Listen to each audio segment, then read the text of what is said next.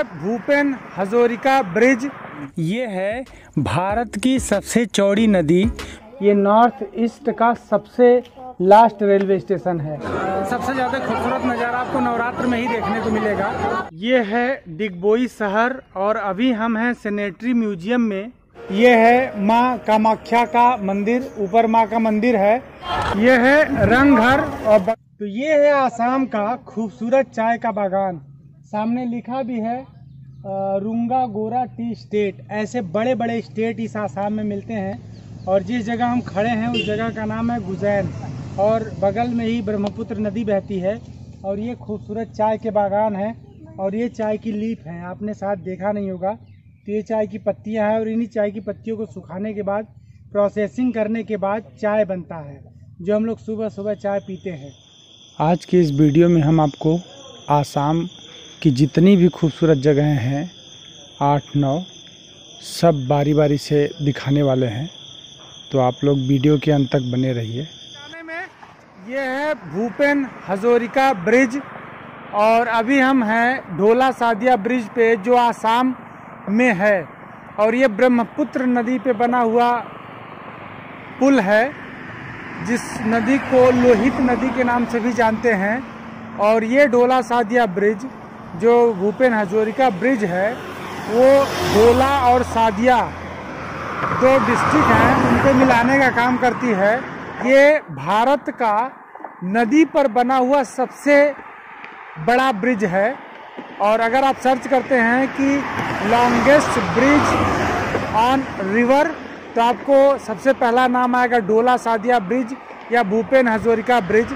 Actually Bhupen Hazarika एक यहाँ के बहुत बड़े सिंगर हुआ करते थे आज के कई सालों पहले, पुराने समय में जो लोकगीत गाया करते थे, तो बहुत ही फेमस सिंगर हुआ करते थे। उन्हीं के नाम पे ये ब्रिज बना हुआ है। तो भूपेन हजारिका ब्रिज भी कहते हैं इसको और ढोला सादिया ब्रिज भी कहते हैं इसको। ढोला सादिया इसलिए क्योंकि ढोला और सादिया दो डिस्ट्रिक्ट को ये मिलाने का काम करती है और इतना खूबसूरत नज़ारा है यहाँ पे। आप देखिए ये पूरा पीछे आपको ब्रह्मपुत्र नदी दिखाई दे रहा है और हमारे पीछे एक छोटा सा आइलैंड भी दिखाई दे रहा है। तो बारी बारी से हम पूरा ये ब्रिज दिखाने वाले हैं। तो अभी तो हम लार्जेस्ट ब्रिज पे हैं, लेकिन हम इसकी खास बात बता दें कि ये ऐसा ब्रिज है जो पूरे भारत में फेमस तो है ही, लेकिन जब ये ब्रिज नहीं बना था उसके पहले यहाँ से बताते हैं कि भगवान श्री कृष्ण रुक्मिणी को लेके गए थे द्वारिका। बताते हैं कुछ लोगों का मानना है कि रुक्मिणी का जो मैका था वो यहीं पे अरुणाचल प्रदेश में था। अरुणाचल प्रदेश में एक जगह है दिबांग वैली, वहाँ के लोगों का मानना है, वहाँ की जनजातियों का मानना है कि अरुणाचल प्रदेश के दिबांग वैली से ही रुक्मिणी थी और उनको लेकर भगवान श्री कृष्ण यहाँ से गए थे। उन लोगों का दावा है दिबांग वैली में रुक्मिणी का मैका था कि कहाँ था ये एग्जैक्ट नहीं पता। किंवदंतियों के आधार पे इन लोगों का कुछ और कहना है और महाभारत कुछ और कहती है।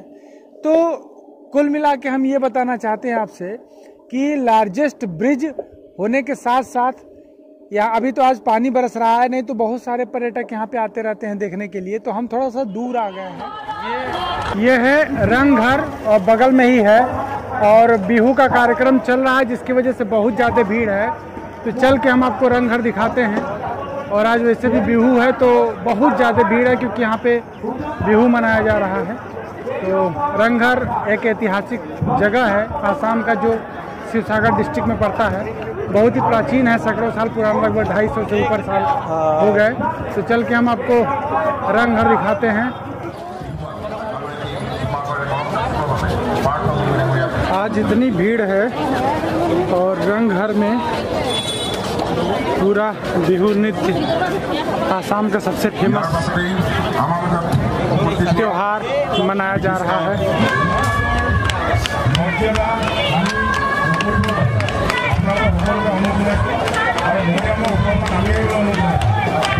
ये हर साल बिहू के समय में यहाँ पे ये कार्यक्रम होता रहता है।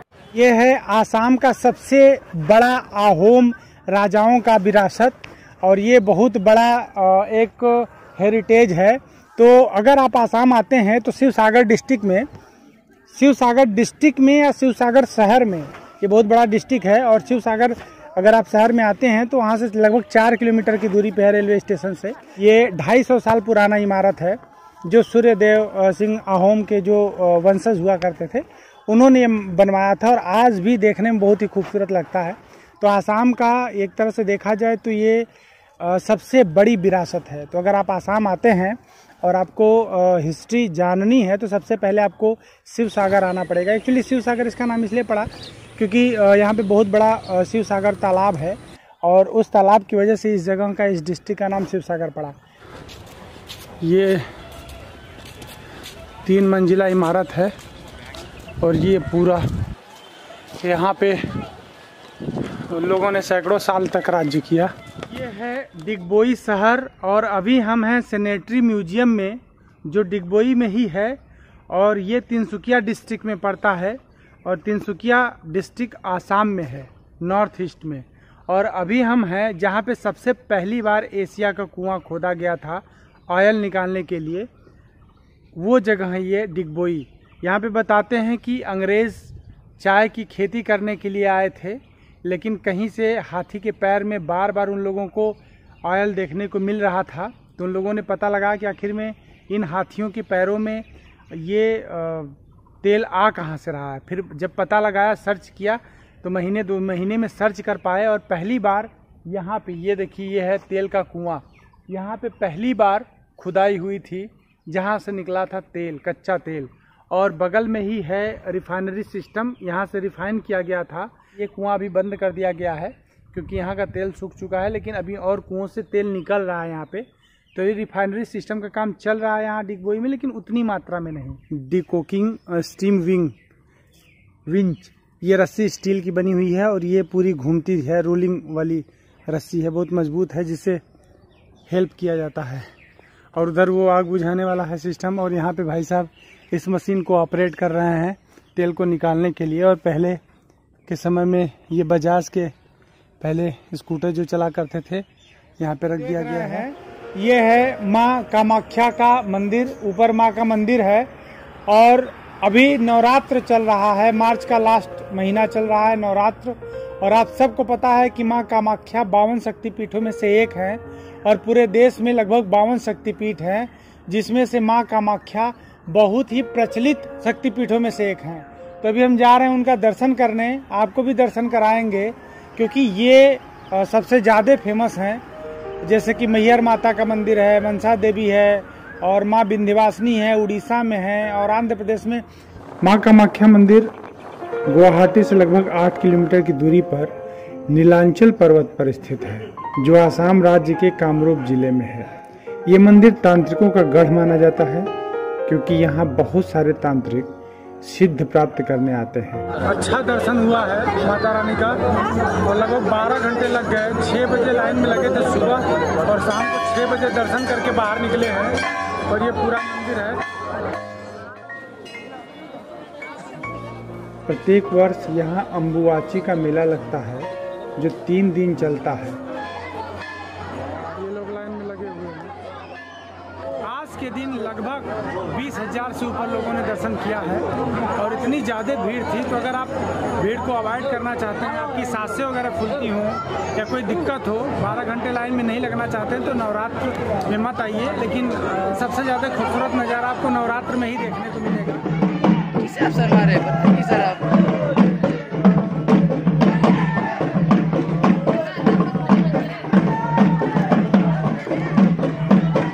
ये जो है मिसिंग ट्राइब के लोग हैं, और ये लाइका से आए हुए हैं। ये तिनसुकिया से लगभग 100-150 किलोमीटर की दूरी पे है।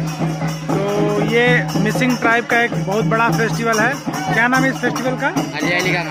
आली आली गांग। हालांकि हम सही से बोल भी नहीं पा रहे हैं।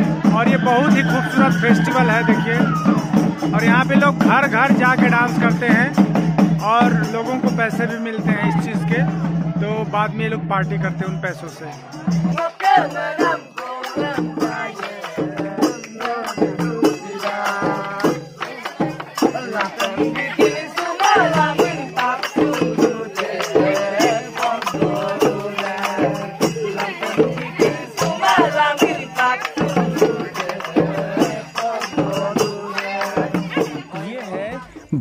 भारत की सबसे चौड़ी नदी जो नॉर्थ ईस्ट में बहती है, जिसका नाम है ब्रह्मपुत्र। और अभी हम ब्रह्मपुत्रा के किनारे हैं और सावन का महीना चल रहा है, तो यहाँ नॉर्थ ईस्ट में 3-4 सबसे पुराने मंदिर हैं, जैसे माँ कामाख्या का मंदिर और शिव दल, देवी दल और विष्णु दल मंदिर जो शिव सागर में है।